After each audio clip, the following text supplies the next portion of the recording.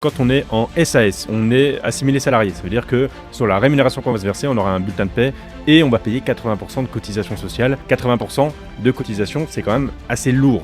Si on veut éviter d'avoir une cotisation si forte et une protection qui nous est vendue comme étant la meilleure solution, on peut se tourner vers la SARL. On est TNS, travailleurs non salariés, et on va avoir des cotisations sociales qui sont plutôt de l'ordre de 45%. 5 000 euros par mois en SARL, c'est clairement 87 000 euros de budget.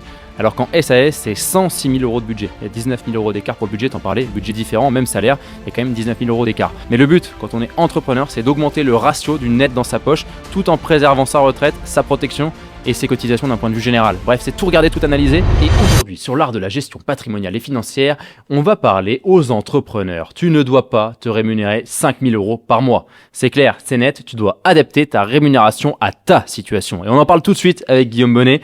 Déjà, Guillaume, quand on est entrepreneur, entre la SAS et la SARL, il y a déjà une différence remarquable en termes de charges sociales notamment. Ouais, une différence qui est très importante. La différence, on va l'avoir entre les charges sociales, le coût pour une même rémunération, surtout c'est ça qui va intéresser les entrepreneurs. Cette différence, elle va être au niveau des cotisations sociales. C'est-à-dire que quand on est en SAS ou en SASU, si on est tout seul, c'est la même chose, on est assimilé salarié. Ça veut dire que sur la rémunération qu'on va se verser, on aura un bulletin de paie et on va payer 80% de cotisations sociales, puisqu'on a la même protection que si on était salarié à un détail près qui est le chômage, puisqu'on n'a pas cette incertitude sur le chômage. Mais on a cette même protection. 80% de cotisation, c'est quand même assez lourd. Si on veut éviter d'avoir une cotisation si forte et une protection qui nous est vendue comme étant la meilleure solution, on peut se tourner vers la SARL ou le URL. Encore une fois, c'est la même chose. La seule différence, c'est que d'un côté, on est plusieurs, de l'autre, on est seul associé. EURL, on est TNS, travailleurs non salariés. Ici, la rémunération, il n'y aura pas d'ailleurs de fiche de paye associée à celle-ci. On est sur le régime du SSI, c'est la Sécurité sociale des indépendants, et on va avoir des cotisations sociales qui sont plutôt de l'ordre de 45% sur la rémunération jusqu'à un pass, ce qui permet déjà d'économiser pas mal versus l'assimilé salarié, et qui va nous permettre de faire déjà une belle économie au niveau de la structure. C'est plutôt si on réfléchit en termes de budget de rémunération pour les sociétés, pour un même budget, on aura beaucoup plus dans la poche en étant en EURL, ou alors pour un budget différent, on aura la même rémunération pour un budget plus faible dans l'EURL, on aura la même rémunération finale que si on avait fait un plus gros budget dans une SASU ou une SAS. Je vais parler des chiffres du coup, 5 000 euros par mois, à quoi ça correspond? 5 000 euros par mois en SARL, c'est clairement 87 000 euros de budget.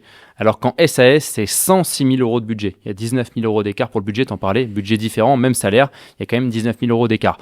Sur ça, si on est célibataire sans enfant et qu'on touche cette rémunération de 5 000 euros par mois, on va payer 9 300 euros d'impôts à peu près, avec les tranches d'imposition qui sont de 0,11 puis 30% sur cette imposition-là. De notre côté, il nous reste donc à peu près 50 000 euros en net pour, dans un cas, 106 000 de budget, 50 000 euros en net, pour l'autre cas, 87 000 de budget. Je rappelle donc ce que ça donne en ratio.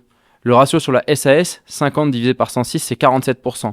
Le ratio sur la SARL, c'est 57%. Nous, tous nos clients entrepreneurs ont plus de 60% dans leur poche. Donc, j'allais dire que là, vous y êtes presque avec la SARL.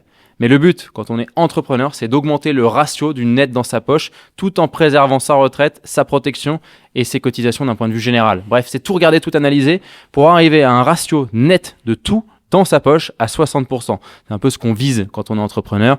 Aujourd'hui, optimiser au-delà de 65, ça devient très très compliqué. Par contre, optimiser vers les 60%, ça reste largement faisable. Et pour ça, il faut adapter sa rémunération à son foyer fiscal.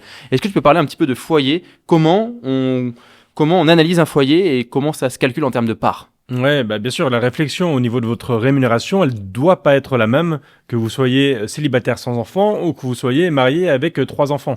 Forcément, l'impact fiscal d'un même niveau de rémunération, d'un même montant, il sera pas le même. Et donc, le net dans la poche perçu, il sera aussi différent. C'est pour ça que ça, c'est déjà important. Nous, quand on accompagne des entrepreneurs, par exemple, quand il y a différents associés, on réfléchit toujours en termes de budget. Ça, c'est logique au niveau de la structure. Mais il faut bien avoir conscience que si vous vous dites tous les associés ont 5 000 euros par mois, ça ne veut pas dire que vous aurez forcément la même chose dans la poche à la fin. Le foyer fiscal, il va vous impacter. Avec un enfant, vous avez 2 parts et demie, parce que vous avez les 2 parts si vous êtes marié ou pacsé, plus les 0,5 du premier enfant, 0,5 de plus pour un deuxième enfant, et à partir du troisième enfant, vous avez même une part complémentaire qui vient s'ajouter. Il y a des effets qui permettent de limiter tout ça. Hein. Le quotient familial, il est plafonné, donc on ne peut pas... à 1 759 € par demi-part, tout exactement, à fait. donc on ne peut pas optimiser et se dire je vais faire 25 enfants. 25 enfants, je ne paierai plus jamais d'impôt, peu importe ma rémunération. Mais c'est quand même des petits aspects qui vont jouer effectivement sur ce qui reste à la fin dans votre poche. Et donc, il faut adapter le conseil en fonction du foyer fiscal du dirigeant. Exactement. C'est pour ça qu'on dit dans ce podcast que tu ne dois pas te rémunérer 5 000 € par mois. Tu dois te rémunérer en fonction de ton foyer fiscal et de ta stratégie d'imposition, de ta stratégie de rémunération et de ta stratégie d'investissement. En fait, tu dois tout capter toute la donnée que tu as, et ensuite en faire ta stratégie de rémunération. Et non pas dans l'autre sens. Faire une rémunération, puis après dire « Oh là, putain merde, je me suis trop rémunéré », ou au contraire. Pour une fois, tu es entrepreneur, tu as le choix. Donc prends ce choix et prends-le avec, j'ai envie de dire, un peu de conscience, quoi. Réfléchis, pose-toi dessus, fais-toi accompagner, analyse ton foyer fiscal, analyse tes objectifs, parce que si ça se trouve, tu as besoin de faire un emprunt, donc il va falloir te rémunérer un peu plus. Tu n'as peut-être pas besoin d'emprunt, tu as peut-être besoin d'investir dans des actifs financiers, tu te rémunères moins, tu investis avec ta société ou avec une holding. Donc il faut réfléchir d'un point de vue global. Moi, je vais donner du chiffre, du concret. Si par exemple, ta stratégie et ton foyer, madame gagne 24 000 € par an. Je dis que c'est madame et donc monsieur l'entrepreneur. Si madame gagne 24 000 € par an et ton objectif, c'est de rester dans une tranche marginale d'imposition qui ne dépasse pas 11%, toi, tu dois te rémunérer 41 144 €. D'où vient ce calcul de 29 315 divisé par 0,9 qui fait donc avec les 10% d'abattement à peu près 33 000 fois 2 moins les 24 000 de rémunération de madame. Donc toi, il te faut une rémunération à 44 144 €, ce qui n'est pas 5 000 € par mois, ce qui est forcément un peu moins. On est vers les 3 500. De ton côté, si ton objectif cette fois-ci de te remplir la tranche marginale d'imposition à 30%, parce que c'est plus intéressant pour toi d'être à 30% et de te rémunérer plus par rapport à des dividendes, notamment sur la SARL, eh bien s'il faut aller à la tranche à 30%, la rémunération c'est pas du tout 60 000 € par an, c'est 162 000. 162 000. Et là, le calcul, il est sur la tranche à 30. Donc, on fait 83 829 divisé par 0,9 fois 2. Et on moins 24 000 qui est la rémunération de madame. Et on tombe sur ce chiffre à 162 000. Donc, tu vois qu'il faut adapter sa rémunération en fonction de son foyer et aller chercher les tranches les plus intelligentes, la 11 et la 30%. Ne jamais aller toucher la tranche à 41.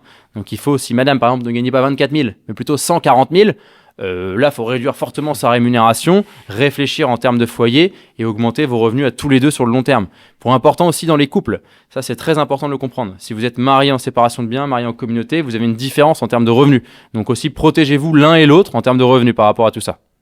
Ouais, et tu as très bien dit, parfois la meilleure stratégie pour un entrepreneur, c'est de se dire, bah non, en fait sur mon foyer, mon conjoint, il ramène déjà plus de 150 000, voire 200 000 € sur des très grosses rémunérations, quand le conjoint a des très grosses rémunérations et que nous, on est entrepreneur, eh ben, on peut très bien se dire, limite, je vais me sortir vraiment le strict minimum parce que tout ce que j'additionne au niveau du foyer fiscal sera taxé directement à la tranche à 41%.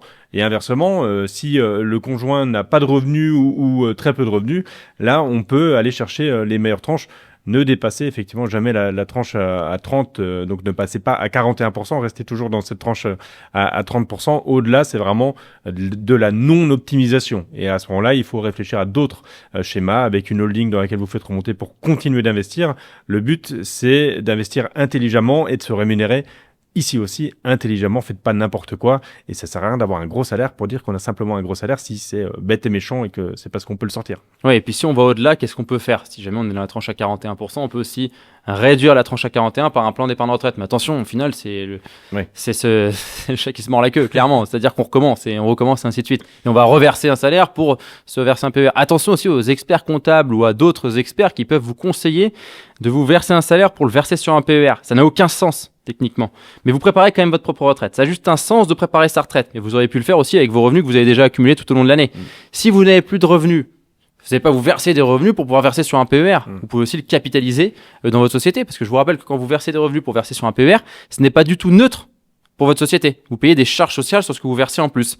Donc attention, tout ce qui est tranche à 41%, nous on a tendance à dire de l'éviter au maximum quand on est entrepreneur. Ouais, et autre argument qui va dans le fait de vouloir peut-être capitaliser un peu plus, c'est que sur le long terme, on aura l'effet fiscal qui va être intéressant. C'est-à-dire que tous les revenus qu'on ne se sort pas, on peut les démultiplier dans une holding parce qu'on n'aura pas à supporter autant d'impôts, on n'aura pas à supporter peut-être les cotisations sociales. Et en plus, au-delà d'un certain montant, on parle souvent du PAS, qui est un peu l'indicateur repère pour la rémunération, pour savoir quelle est l'utilité en termes de cotisation de ce que j'ajoute sur ma rémunération. Parce qu'en plus de payer de la fiscalité, on ajoute des cotisations.